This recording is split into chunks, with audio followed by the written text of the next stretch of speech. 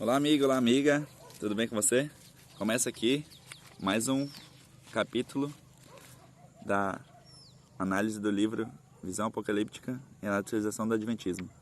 E hoje nós vamos analisar o capítulo 2 deste livro, que tem como título A Visão Apocalíptica. Bom amigos, no primeiro capítulo nós tivemos a explanação do Cordeiro e do Leão, de George Knight faz a menção que no Apocalipse nós não podemos apresentar que Cristo somente vai ser o leão, que vai vir tomar tudo aquilo que é seu como rei, mas ele também tem que ser apresentado como cordeiro, que foi morto, e cordeiro que foi morto até mesmo antes da fundação do mundo, a forma sacrificial que Cristo se apresentou e doou sua vida ali na cruz do Calvário, plano da redenção, redimindo todo o ser humano do pecado. Nós temos que ter a visão apocalíptica equilibrada para ter uma correta compreensão do que a mensagem adventista ela traz, que não é somente uma mensagem apocalíptica da besta, mas também é uma mensagem redentiva, uma mensagem evangélica que traz conforto e esperança. Temos que ter essa dupla aplicação da mensagem apocalíptica, de juízo, de justiça e de amor, representado pela cruz no centro. Ou seja, amigos, agora nós vamos para o capítulo 2, que vai trazer a visão apocalíptica. Primeiro, ele vem trazendo que o Adventismo nunca se viu como apenas mais uma denominação. É essa compreensão que deu poder ao movimento adventista. Apesar de ser uma denominação evangélica, nunca foi meramente evangélica. O que isso implica? Implica dizer que a igreja adventista não deve ser considerada mais uma igreja evangélica no panteão, vamos dizer assim, de igrejas evangélicas que existe hoje. E sim que ela se diferencia. Ela se diferencia porque ela se autodenomina cumpridora de um papel profético, E tendo sido iniciada através de uma profecia. Qual profecia seria essa? Profecia das 2.300 tardes e manhãs, lá de Daniel capítulo 8, verso 14. Essa profecia, ela tem um cumprimento e também teve o cumprimento lá no livro do Apocalipse, com a visão do livrinho amargo. Essa visão que nós tivemos interpretadas por Guilherme Miller e cumpridas no seu movimento millerita. É importante frisar que ainda não era a igreja adventista organizada, que passou por este desapontamento. Ele se deu por conta da interpretação, Logo após, ele vem trazendo aqui, logo após de 1790, estavam se procurando efeitos para o cumprimento da profecia dos 1260 dias da supremacia papal. Então, os estudiosos ali conseguiram encontrar que em 1798, houve a prisão do Papa Pio VI, através do general Berthier, que foi a mando de Napoleão Bonaparte.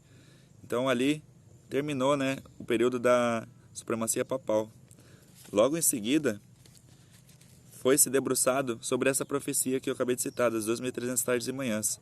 Os anos seguintes, Guilherme Miller ali, ele era um jovem, posso dizer, ateu, que não tinha uma religião formada. Ele fez parte ali do exército americano e ele também costumava se envolver com pessoas que bebiam, bebida alcoólica e tal. Porém, logo depois que ele viu colegas dele, amigos, companheiros de exército, sendo mortos, ele não conseguia preencher o vazio existencial que existia no coração dele a respeito do estado do homem na morte, Então ele se debruçou na Bíblia. E na Bíblia, ele começou a se encantar pelo estudo das profecias, em especial essa profecia das 2.300 tardes e manhãs, lá de Daniel 8. Então, nós temos aqui, o autor traz pra gente, George Knight, que nessa interpretação de Daniel 8, nós temos 3 símbolos, antes das 2.300 tardes e manhãs. Primeiro, no verso 20, que é o carneiro, o símbolo do carneiro, que é o símbolo da Média-Pérsia, que Gabriel explica. No verso 21, que o bode é a Grécia, e que nos versos 22 a 25 fala sobre o chifre pequeno, E o anjo Gabriel não explicita, como ele fez anteriormente, qual seria esse poder, esse império. Porém, ele deixa claro que esse poder se levantaria contra o príncipe dos príncipes e não apenas destruiria a nação judaica, mas também se colocaria contra Cristo, Rei dos Reis e Senhor dos Senhores. Ou seja, qual poder poderia única e exclusivamente se aplicar essa profecia? Apenas o Império Romano, que foi aquele que tanto crucificou e executou o Filho de Deus, juntamente ali com a conspiração judaica, assim como também ele se colocou no lugar do próprio Deus, na segunda fase do Império Romano, que foi Roma Papal. Ou seja, esse poder, chifre pequeno, representa o Império Romano. E aqui no verso 4, ele vai estar explicando que a visão das 2.300 tardes e manhãs não era por dias de Daniel. Daniel queria saber. Ele tinha ali a curiosidade, né, de querer entender todo o significado da profecia, mas foi falado para ele que o cumprimento dessa profecia seria ainda para dias muito distantes. Ou seja, quando Daniel ele recebe essa informação, ele também tem a confirmação de que muitos esquadrinhariam o livro e o saber se multiplicaria.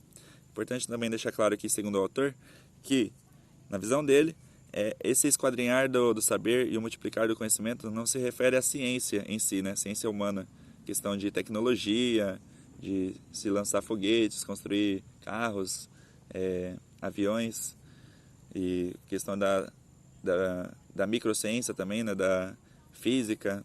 Não é essa ciência que está se referindo, mas sim a ciência, em primeira instância, aqui do livro de Daniel. O saber se multiplicaria e as pessoas iam procurar estudar, ter a correta compreensão desse livro. Então, ali surge então Guilherme Miller, e Guilherme Miller então ele começa a ter os estudos, né, dias após dias, dedicando horas, e dedicou anos, né, de estudo, e ele compreende, né, a profecia de 2.300 tardes e manhãs, partindo do ano 474, né, do período do Antigo Israel.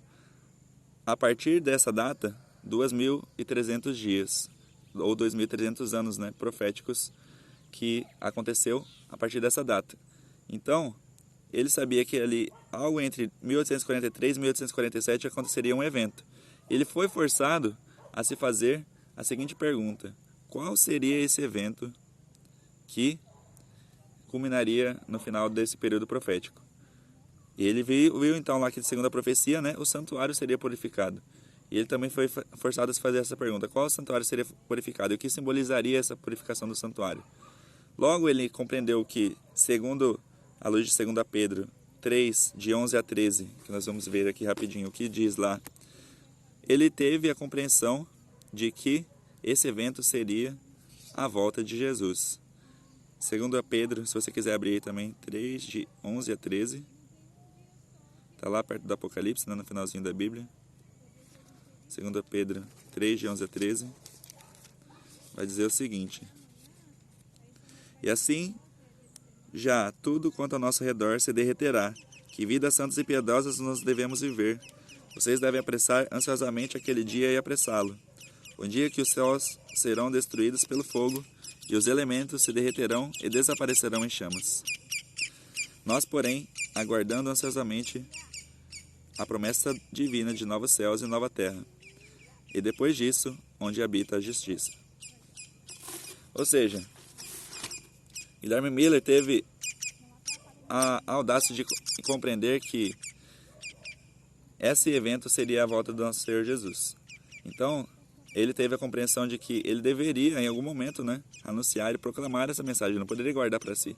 Porém, ele estava muito cauteloso, com medo, né, de ser mal interpretado, e ele resolveu guardar para si essa verdade. E ele faz uma promessa a Deus, então: eu já sou um senhor já de mais de 50 anos, então somente se alguém vier me procurar,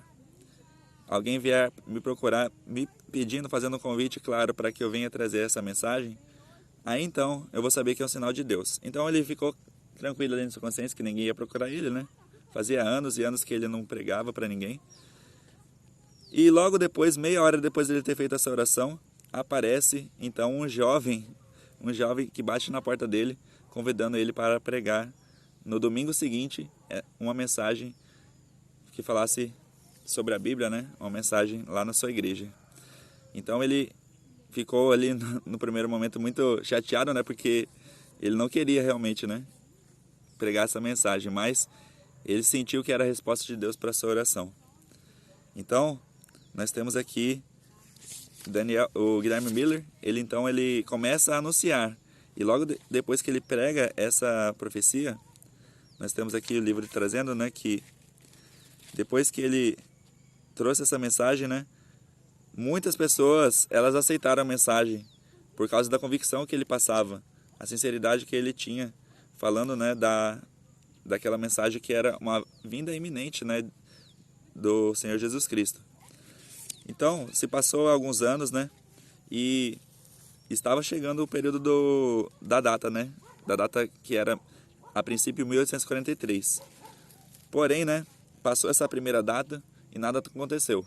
Logo em seguida, alguns estudos foram feitos, alguns cálculos foram ajustados e se chegou ao dia de 22 de outubro de 1844. No primeiro momento, né, Miller não tinha aceitado essa nova data, mas quando foi chegando perto, ele se convenceu de que realmente era a data verdadeira e ele aceitou, né, esse que foi chamado o clamor da meia-noite. Porém, chega o dia da data marcada e nada acontece. E muitas pessoas, mas muitas pessoas mesmo, né, tiveram ali um grande desapontamento pelo que havia acontecido, né.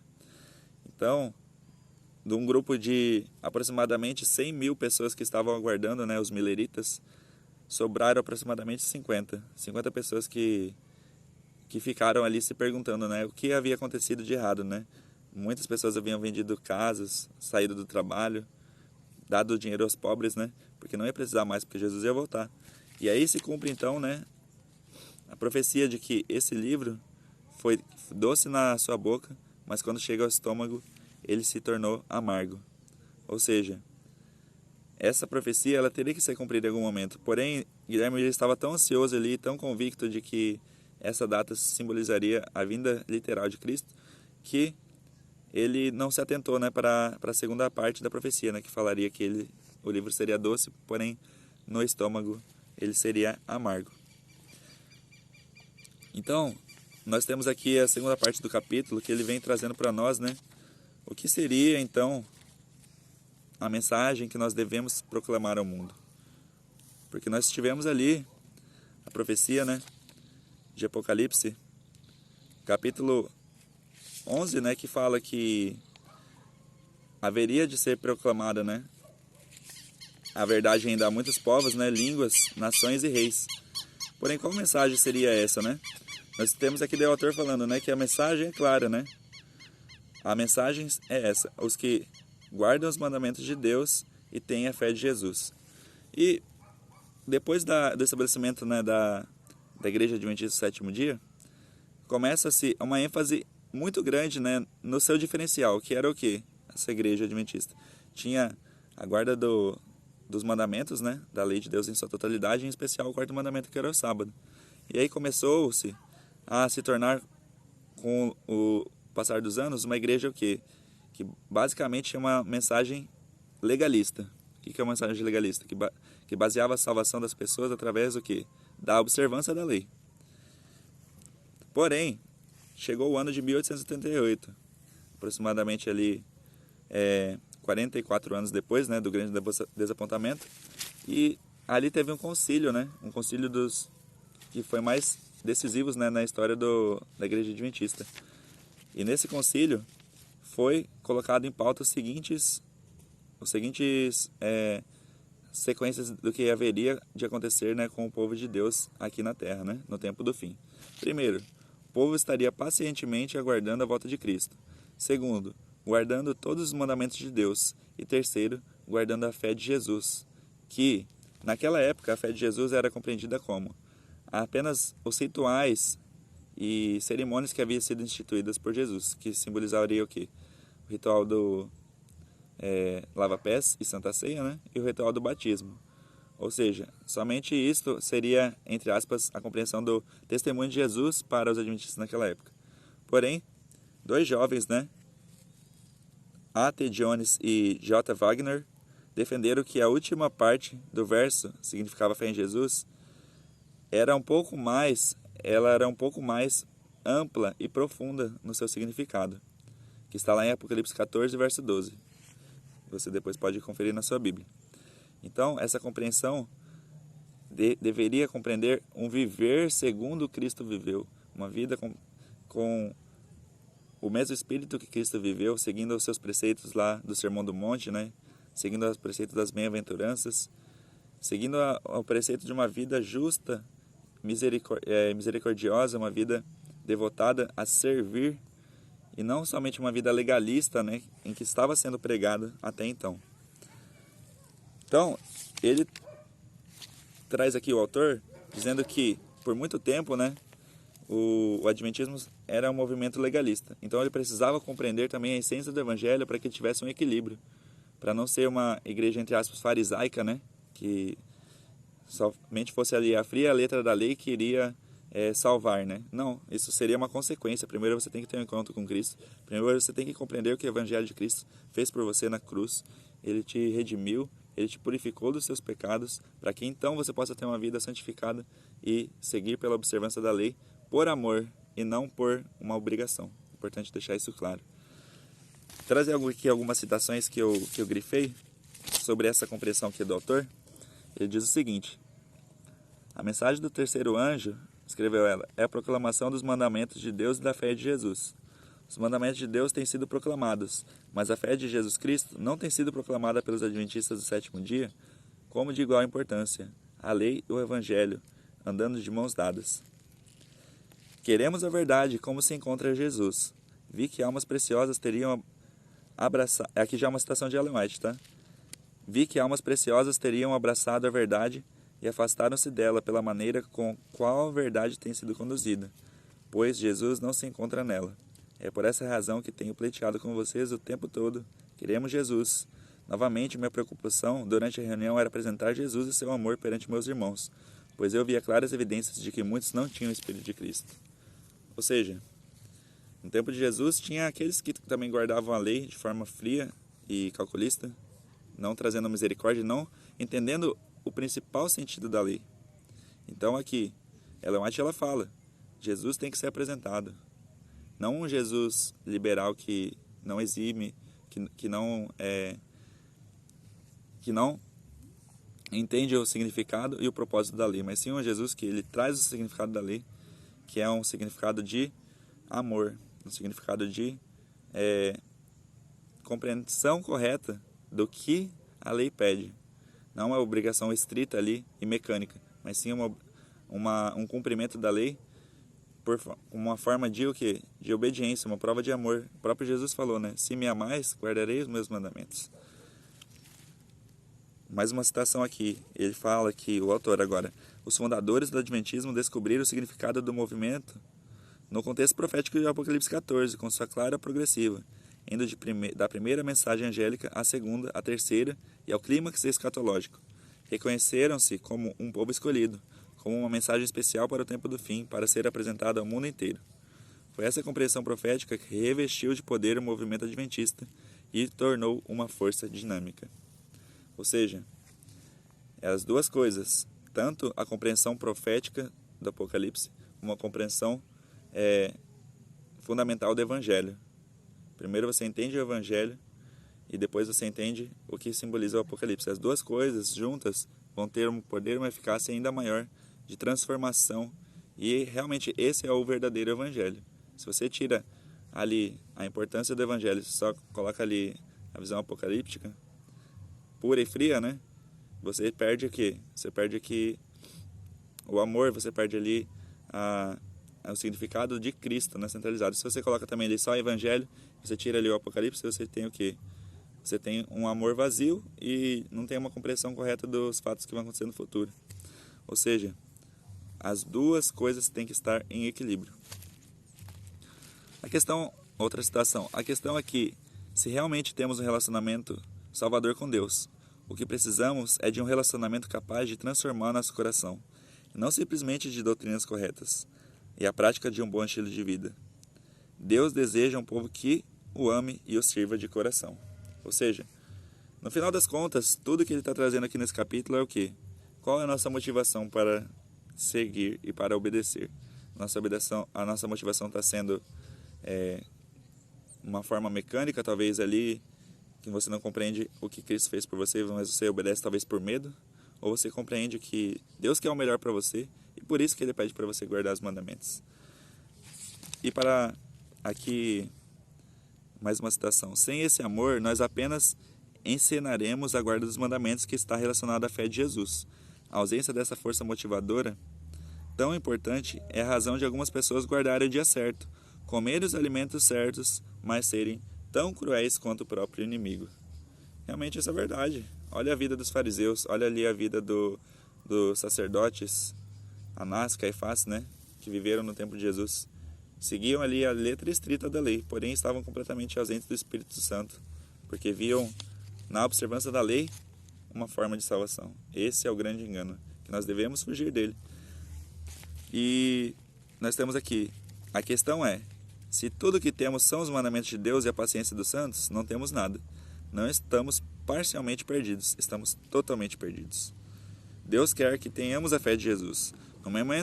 No momento em que descobrimos que somos salvos pela graça, não podemos ser orgulhosos e destituídos de amor, porque pela graça sois salvos mediante a fé, não de obras, para ninguém se glorie. O fato de sermos salvos pela graça nos torna humildes e nos suaviza. Aqui está um povo aguardando pacientemente a volta de Jesus, e enquanto espera, guarda os mandamentos de Deus e mantém a fé salvadora.